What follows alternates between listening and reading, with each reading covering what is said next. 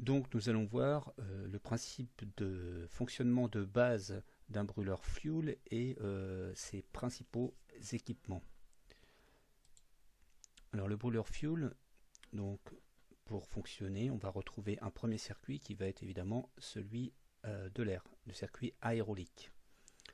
Ensuite, on va retrouver le circuit fuel.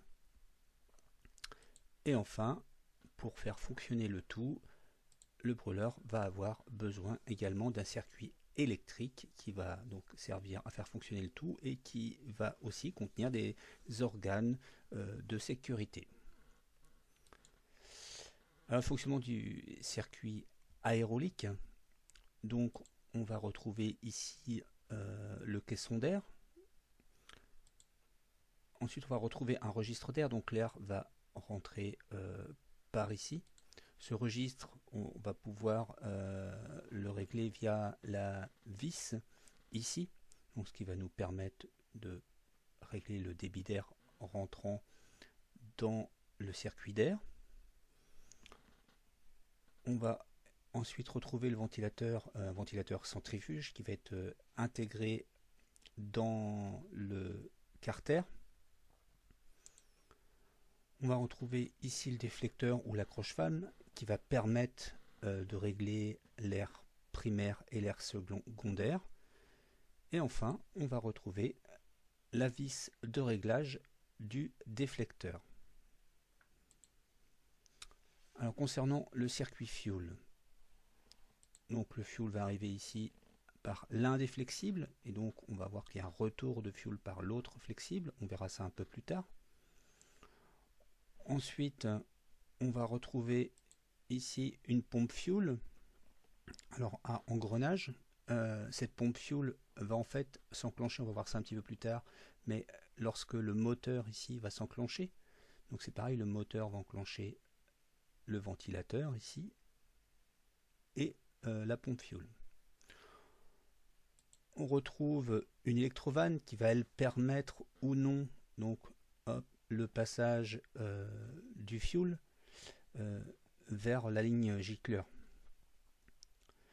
Quand en fait l'électrovanne est fermée, en fait, eh bien le fuel retourne via le deuxième flexible dont on parlait tout à l'heure. On retrouve notre ligne gicleur qui va nous permettre évidemment de véhiculer le fuel. Alors il va être sous pression, donc on va le véhiculer vers le gicleur. Alors sur cette ligne gicleur, on va pouvoir retrouver également un réchauffeur dont on parlera un peu plus tard. Alors le gicleur, ici, se trouve au bout, on ne le voit pas très bien. Voilà à quoi il ressemble. Et enfin, on va retrouver notre circuit électrique. Alors notre circuit électrique, on a bien évidemment le moteur, hein, je vous rappelle, qui va entraîner directement donc, le ventilateur, donc des circuits air, ainsi que la pompe fuel. On va retrouver un coffret de sécurité, donc lui qui va émettre des ordres et recevoir des informations hein, sur le fonctionnement du brûleur. On va retrouver le bouton de réarmement qui va s'allumer en cas de défaut. Là ici on va retrouver un transformateur haute tension qui va permettre d'alimenter des électrodes d'allumage, comme son nom l'indique, en haute tension.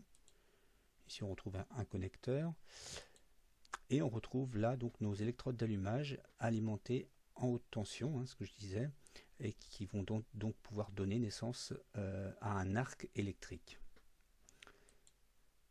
Et enfin on va retrouver la sonde de détection de flamme ou la cellule, on appelle ça également les cellules photosensibles ou photorésistantes.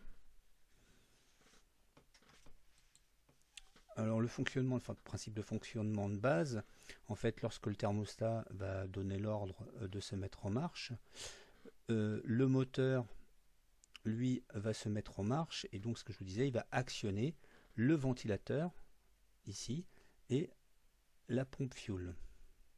Ensuite, donc le fuel arrive ici, le transformateur ici va pouvoir alimenter les électrodes ici. Et donc, il va y avoir l'apparition d'un arc électrique. Donc la pompe étant alimentée, le fuel va ainsi, une fois que l'électrovanne va libérer le fuel, elle va s'ouvrir, donc le fuel va pouvoir passer au travers de la ligne gicleur et arriver et libérer le fuel au niveau du gicleur. Donc on va avoir, comme on a notre arc électrique, on va avoir la formation de la flamme, d'une flamme. La cellule photosensible, elle, va pouvoir détecter la flamme et va ainsi pouvoir envoyer l'information au coffret de sécurité. À partir de ce moment-là, on va arrêter, le transformateur va arrêter l'alimentation des électrodes.